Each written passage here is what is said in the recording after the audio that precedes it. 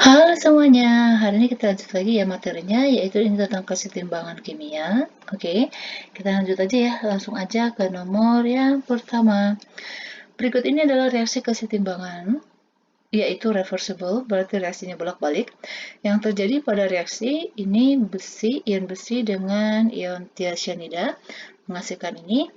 Pada saat jika pada reaksi tersebut ditambahkan satu tetes FeCl3 pekat, maka sistem oke.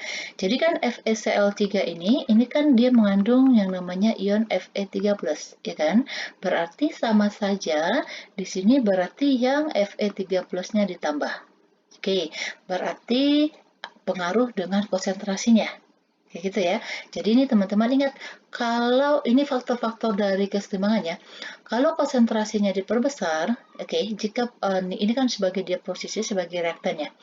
Jika ini konsentrasinya ditambah, oke, atau volume ditambah gitu, dia akan mempengaruhi. Oke, jadi dia akan mempengaruhi dari apa namanya nih, jumlah dari Fe3+-nya. Oke, atau mempengaruhi persamaan reaksi yang lain. Jika ini ditambah, maka sistemnya itu gimana gitu. Jadi kalau ini ditambah supaya dia balance, berarti dia akan bergeser ke kanan. Oke, karena dia diberi kayak gitu. Jadi supaya dia tetap dalam keadaan setimbang. Jadi karena Fe-nya ini diberi, makanya dia akan bergesernya ke arah kanan. Oke, kalau dia bergeser ke arah kanan, berarti yang kanan jawabnya antara B, C, oke, BC ya. Berarti warnanya ini akan semakin tua dong. Ya kan? Yang awalnya dia udah coklat tua. Berarti dengan ditambah dengan Fe ini, berarti dia semakin tua. Ini kalau semakin kuning tua, oke benar. Ini akan bertambah semakin coklat tua. Oke, ini benar ya. Kalau ini dia bawa ke kiri katanya, berarti ini salah. Ini ke kanan warna berubah menjadi enggak. Dia nggak coklat muda dong, karena kan dia bergesernya ke sini berarti tambah tua, kayak gitu. Terus sedangkan ini bergeser ke kiri, warnanya akan berubah jadi kuning, bukan? Oke, ini enggak. Berarti jawabnya tepat adalah yang B. Oke, lanjut lagi. Pada kondisi tertutup, volume 1 liter dimasukkan 6 mol gas amonia. Oke, kita buat dulu nih reaksinya di sini. Jadi amonia, oke, ini di N2, ini terurai ya penguraian. Oke, jadi ini katanya mula-mulanya ini 6 mol amonianya. Terus jika pada saat kesetimbangan, oke ini MRS. Teman-teman ingat ya, kalau disebutin dalam keadaan setimbang itu berarti dia udah dalam keadaan sisa, berarti udah terakhir. Berarti di sini terdapat 2 mol. Sorry, ini siapa? Oh, nitrogen ya. Jadi ini kan dia posisi sebagai produk ya. Nah, kalau produk kan di awal nggak ada nih. Berarti di sini yang terdapatnya 2 mol. Berarti ini juga di sini 2 mol. Oke. Terus serta tekanan totalnya, oke. P-nya diketahui P totalnya adalah 8 atm. Oke, berarti kita mau cari dong berapa jumlahnya ini molnya amonia yang bereaksi dan molnya hidrogen yang bereaksi. Caranya gimana? Pakai bereaksi pembatas, ya kan? Jadi kita bandingin ke nitrogen ini yang molnya dalam keadaan yang bereaksi. Berarti carinya untuk yang ini ya. Jadi yang ditanyakan NH3 nih. Berarti molnya koefisiennya NH3 2 dibandingkan dengan nitrogen yang diketahui yaitu koefisien 1 dikali molnya dari nitrogen yang bereaksi. Berarti ini 2 mol. Berarti ini jadi 4. Ya kan? Berarti ini kalau kita kurangin, berarti di sini jadinya 2 mol sisanya. Sedangkan ini yang terbentuk berapa? Ingat lagi bandinginnya ke sini ya, ke nitrogen. Berarti pakai perbandingan koefisien yang ditanya itu adalah hidrogen, berarti koefisiennya 3 dibandingin dengan nitrogen yang sudah diketahui, berarti dia 1 koefisiennya dikali 2 ininya, molnya. Ya kan? Berarti 3/2 atau 1,5 mol. Oke, setelah itu kita cari yang mol totalnya berapa. Oke, ingat ya, mol total itu adalah hasil penjumlahan dari semua mol yang ada, yaitu dalam keadaan setimbang, sisa. Oke, berarti kan 2 tambah 2 tambah 1,5, berarti ini berapa nih? 4, 5,5 ya. Oke, berarti 5,5 mol. Setelah ini yang ditanya itu kan adalah Kp. Kp itu kan rumusnya gini. Kp itu, oke, berarti ya kalau dia Kp semuanya wujudnya adalah dalam bentuk gas. Berarti ini tekanan parsial dari siapa? Benar, produk dulu. Produk dipangkatkan dengan koefisiennya.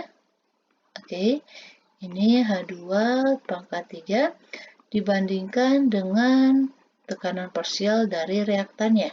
Reaktan di sini adalah amonia, jangan lupa dipangkatkan dengan koefisiennya. Berarti di sini tekanan parsial, berarti ini kan baru mol. Berarti kita cari tekanan parsial masing-masing molekul yang ada di sini. Berarti kita cari dulu ya untuk NH3. Oke, caranya molnya NH3 dibagi dengan mol total dikali dengan tekanan total. Berarti molnya 2 mol, mol totalnya 5,5, ya kan? Berarti apa lagi nih? Nih, dikali tekanan totalnya adalah 8 atm. Berarti ini 16 dibagi 5,5 berarti sama dengan 2,9. 2,9 atm. Terus sedangkan kalau untuk N2 berarti sama ya. Oke, ini sama karena jumlah molnya mereka sama. Jadi ini sama dengan P-nya N2. Sekarang kita cari P-nya terhadap H2. Berarti ini molnya 1,5 per totalnya kan 5,5 dikali tekanan totalnya adalah 8. Berarti ini berapa? 1,5 dikali 8 baru dibagi 5,5. Oke, berarti 2,1. 2,18 atau misalnya nih kalau kita bulatin ya ini berarti 2,2. Baru setelah itu kita masukin ke sini.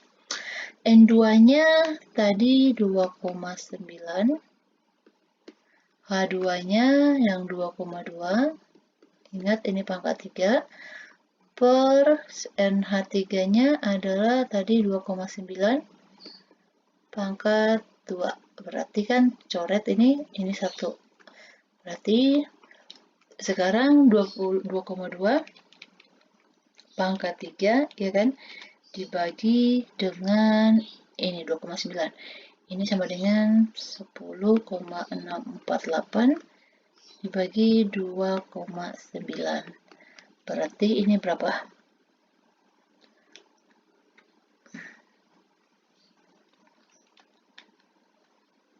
Berarti dia sekitar 3,67 atm. Oke, jawabnya nggak ada. Terus gimana dong?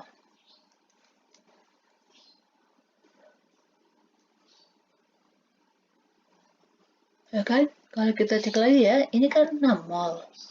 Berarti ini tadi di sini ada betul-betul 2 mol. Berarti perbandingan koefisien ini kan berarti 2 banding 1 di 4. Kalau di sini berarti 3 bagi 1 dikali 2 berarti 3.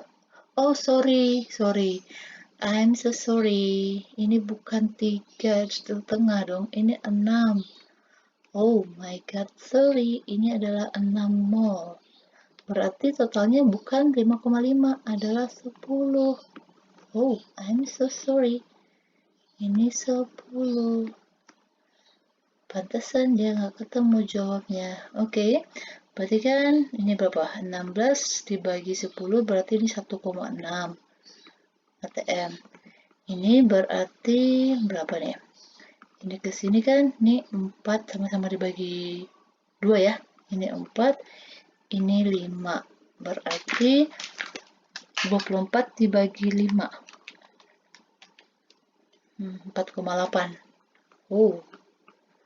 Oke, I'm so sorry. Kita salah perhitungan. Oke, jadi intinya ya teman-teman harus hati-hati, harus teliti ini perkaliannya aja nih. Nih 3, saya kira tadi 3/2. Oke, tapi teman-teman lebih hati-hati lagi ya. Jadi ini kan tadi nitrogennya itu adalah 1,6. H2-nya adalah 4,8. Ini pangkat 3. Ini per 1,6 karena kan NH3 sama N2-nya sama ya molnya. Berarti ini pangkat 2 tadi. Coret, ini habis, berarti 4,8 pangkat 3. Nah, itu dia. 4,8 pangkat 3. Oke, ini sekitar 11-an. 110, sorry, 110,59 dibagi 1,6. Oke, berarti jawabnya adalah ini. 69,12. Berarti jawabnya adalah yang B. Oke, jadi intinya caranya udah sama nih. Oke, prosedurnya udah sama. Tadi kita cuma salah perhitungan aja, saya tadi salah perhitungan. Jadi teman-teman nanti untuk mengerjakannya harus lebih hati-hati ya. Perhatikan perkaliannya. Oke, lanjut lagi.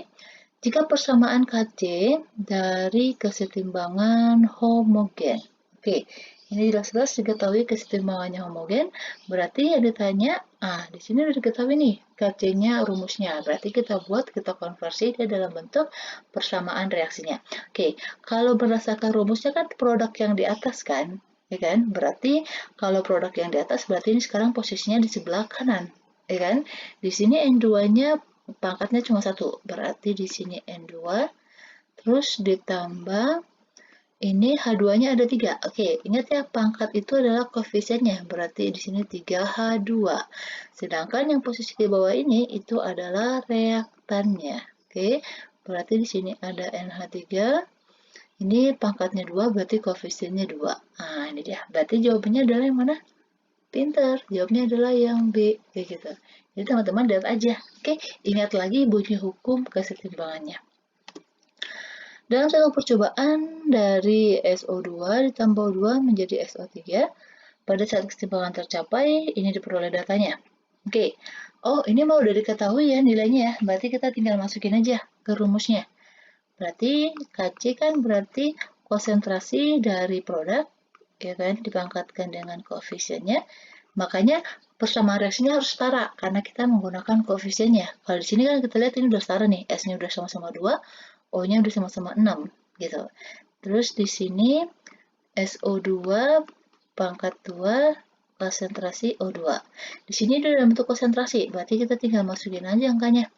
SO3 ini 0,1 ya, berarti kita buat aja 10 pangkat min 1, dikuadratin, terus dibagi dengan SO2-nya nilainya 0,3, berarti 3 kali 10 pangkat min 1, ini dikuadratin, T dikali O2-nya 1 kali 10, 0,1, berarti 1 kali 10 pangkat min 1. Nih, ini kan coret 1 nih. Nah, berarti ini sama dengan 10 pangkat min 1 per, ini kan 3 kuadrat berarti 9 ya, berarti 9 dikali 10 pangkat min 2. Minnya di sini kan 1 nih, nah 1. Min 1 kalau dibagi kan berarti dikurang, ya kan? Jadi nanti hasilnya adalah positif. Nah, ya kan positif ya, berarti ini seperti ini. Kita buat dulu deh, ini kan 1/9, berarti ini dia dikurang, jadi sama aja dengan ini, 10 min 1 dikurang min 2, berarti sama dengan 1/9 dikali 10 pangkat, min ketemu min jadinya plus kan, jadi min 1 tambah 2 berarti dengan pangkat 1. Nah, pangkat 1 berarti dia naik ke atas ya, berarti ini sama dengan 10/9. Jadi jawabnya adalah yang di kita. Oke, jadi hati-hati teman-teman. Oke, sorry. Ini jadi pangkatnya di bawah dong, bukan di atas. Sorry. Nih. Ya kan? Jadi pangkatnya kan ke bawah. Oh, di atas. Di atas jadinya. Oke, jadi pangkatnya itu teman-teman harus hati-hati. Jadi kan kalau 0,1 itu dibagi 0,09, ya kan sama aja gitu ya. Itu kan sama dengan 1,11 nih. Nah, jadi yang 1,11 itu, oh iya benar, ini jawabnya adalah yang D. Jadi pangkatnya itu naik ke atas. Oke? Next, nih, perhatikan reaksi kesetimbangan berikut. Jika pada reaksi tersebut volume diperkecil. Oke, teman-teman ingat ini adalah faktor-faktor dari keseimbangannya.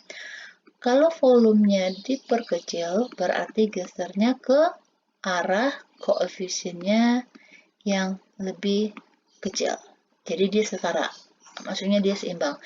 Tapi kalau misalnya dia nanti koefisiennya diperbesar, atau volumenya diperbesar, berarti ini gesernya adalah ke arah yang koefisiennya yang besar. Tapi teman-teman hati-hati ya, harus diperhatikan. Nanti enggak semuanya jumlah koefisien itu dijumlahin. Yang kita jumlahin adalah kalau dia dalam bentuk wujudnya aqua dan gas. Oke, berarti ini karena semuanya gas, berarti semuanya kita hitung. Kita cek nih, di sebelah kanan, di sebelah kiri jumlah koefisiennya berapa? Ini kan 1, ini 1. Berarti total di sebelah kiri ada 2. Sebelah kanan kan jelas ada 2, berarti sama jumlah koefisiennya kiri kanan. Kalau dia kiri kanan sama, berarti dia tidak berpengaruh. Karena dia tetap, ya kan? Karena mau geser kemana? Sama-sama nilainya gitu. Bergeser ke kiri, oke, ini bukan. Terus bergeser ke kanan, oke, ini kan bukan pengaruh suhu ya, ini minta ya. Kalau volume katanya. Terus bergeser ke kanan, juga bukan. Ini dia. Tetap karena tidak dipengaruhi oleh perubahan sistemnya. Oke, jadi nggak berpengaruh. Karena nih, tadi kan konsepnya kayak gini. Oke, next lagi.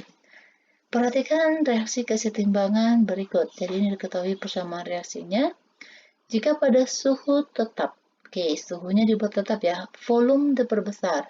Oke, tadi katanya ingat volumenya itu diperbesar. Berarti dia gesernya ke arah mana? Nah, ke arah yang koefisiennya besar, ya kan? Berarti kalau dia diperbesar, makanya gesernya ke arah koefisiennya besar. Koefisien yang besar mana? Kita cek, ini dia koefisien 1, koefisien 1 berarti total di kiri 2. Ini ada 2, oke. Berarti sama-sama 2. Berarti nggak geser dong, ya kan? Nah, nih, berarti dia tetap. Alasannya nih, kita cek. Berarti sekarang jawabnya antara D sama E ya. Karena jumlah mol per reaksi sama dengan jumlah mol per produk, oke.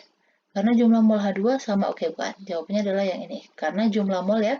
Jadi koefisien itu juga bisa sebagai perbandingan mol. Jadi mol per reaksinya 2, totalnya ya, mol per reaktannya ada 2 juga, produknya ada 2 juga. Oke, ingat ini katanya pada suhu tetap. Oke, jadi suhunya di sini nggak berpengaruh sama sekali. Oke, kalau kita lihat nih soal sebelumnya ya. Ini kan jika pada reaksi tersebut volumenya diperkecil. Oke, satu lagi nih.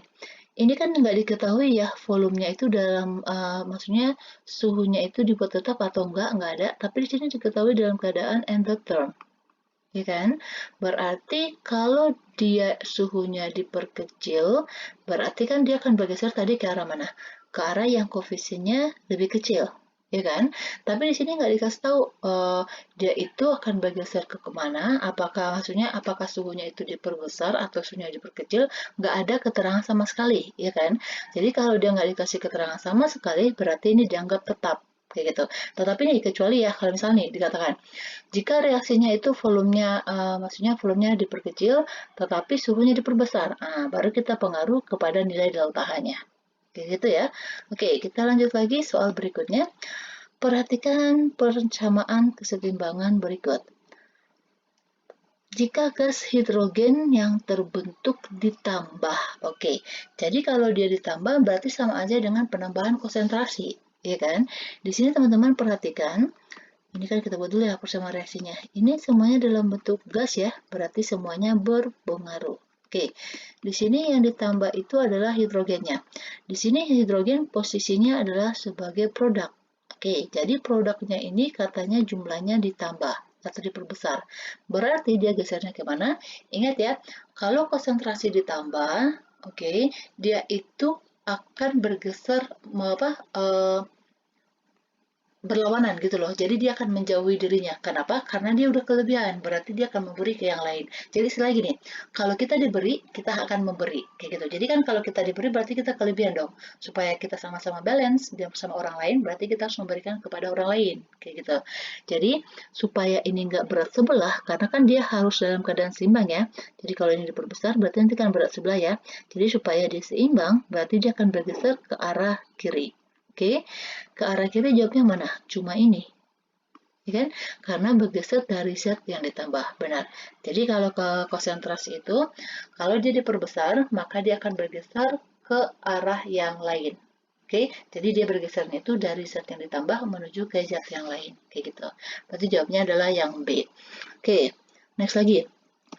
Perhatikan gambar. Oke, di sini ada gambarnya, ada persamaan reaksinya nih, ya kan? Dari hidrogen reaksikan dengan iodin menghasilkan Hi. Ini gambarnya. Bila suhu dinaikkan, perhatikan, ini dia dalam keadaan delta hanya positif, berarti endotherm. Kalau suhu dinaikkan berarti ingat, nih, suhu diperbesar berarti geser ke arah pintar, endotherm. Sedangkan kalau suhunya diperkecil berarti gesernya ke arah exotherm, ya kan?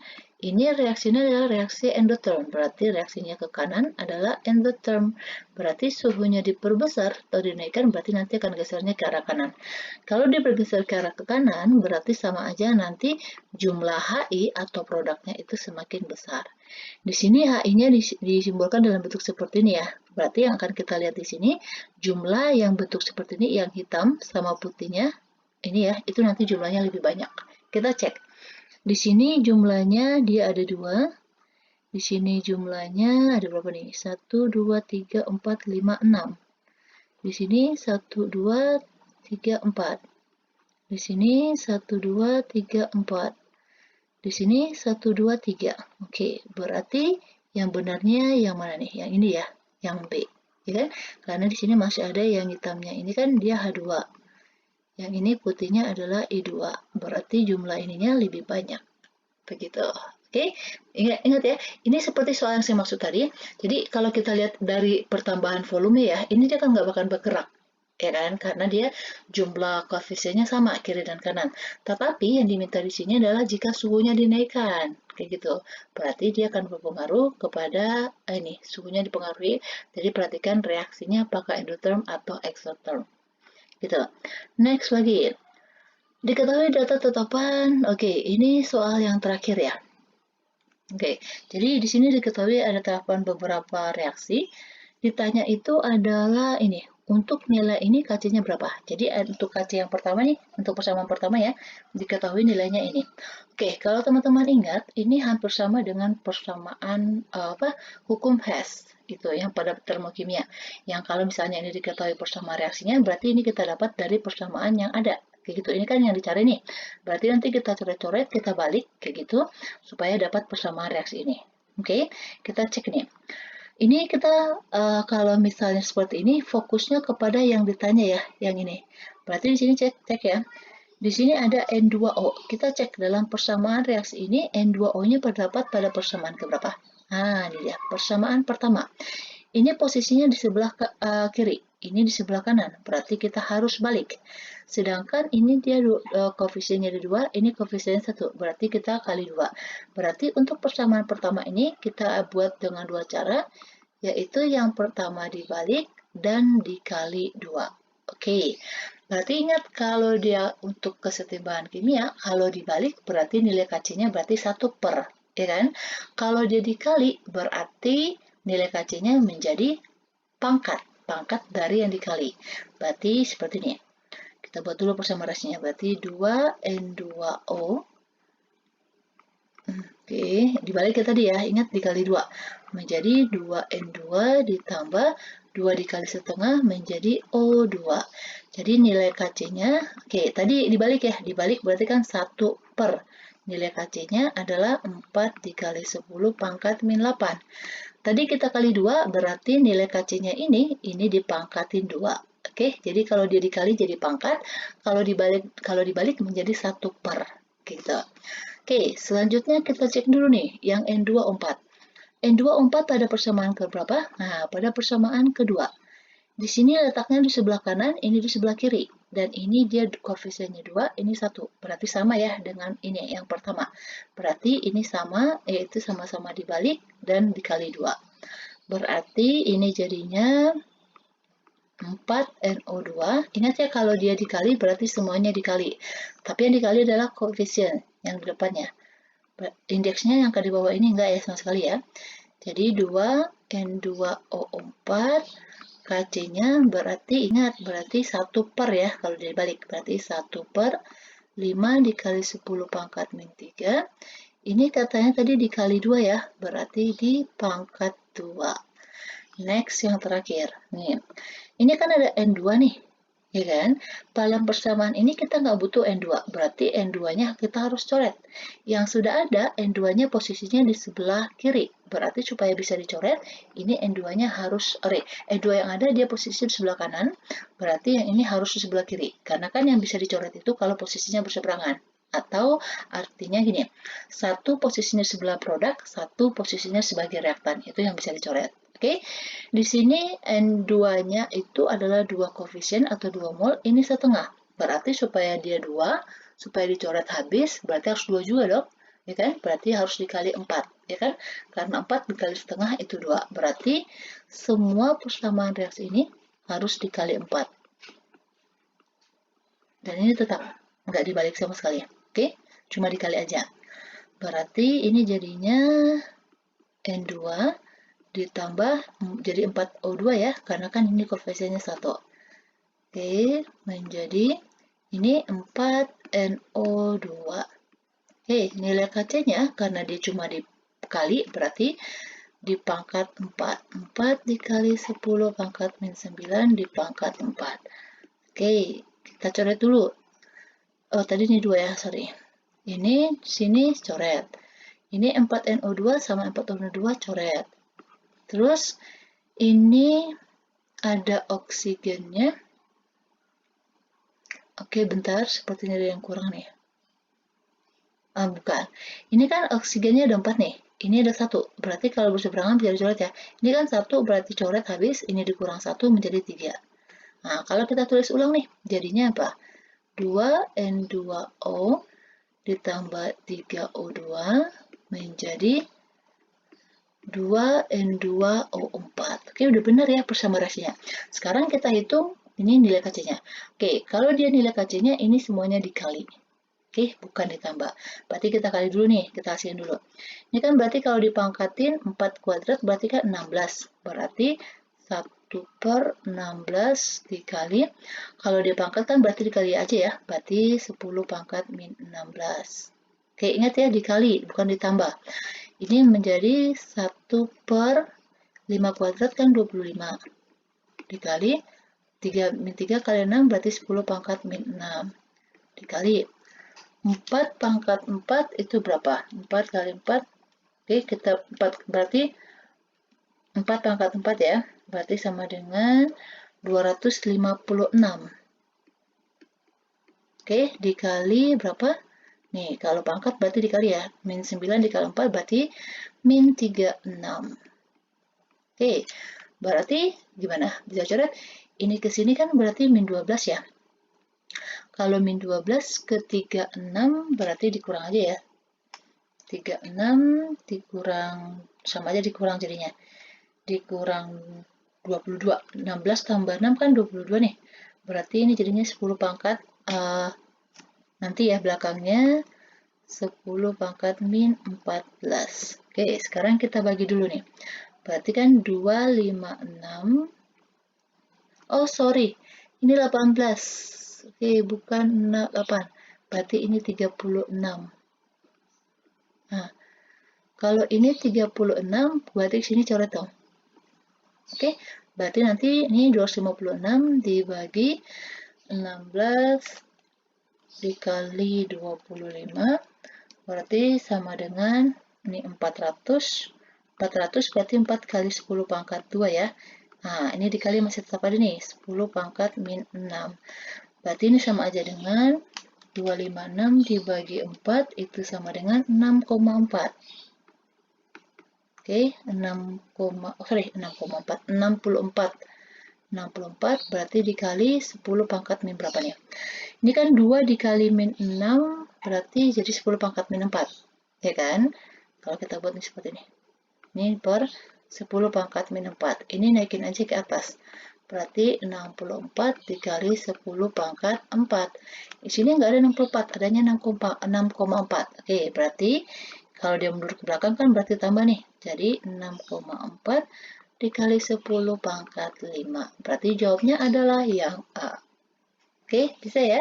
Jadi teman-teman ingat seperti yang tadi, harus hati-hati dan teliti dalam perhitungannya. Oke, tadi saya melakukan kesalahan, tadi ada salah ngitung, ya kan? Jadi teman-teman harus lebih hati-hati lagi, harus lebih teliti lagi daripada saya, supaya nanti ulangannya itu teman-teman bisa benar gitu loh. Jadi jangan sampai nanti karena teman-teman buru-buru, padahal teman-teman udah tahu nih konsepnya, udah tahu cara ngerjainnya gimana. Tapi karena buru-buru, salah perhitungan, salah deh semuanya gitu. Oke. Jadi harus kalau udah mengetahui konsep, harus hati-hati, gitu harus teliti supaya nanti nilainya lebih bagus. Oke. Semoga ini bisa membantu teman-teman dan jangan lupa please subscribe dan di-share ya buat teman-teman kita yang lainnya. Demikian dulu, terima kasih.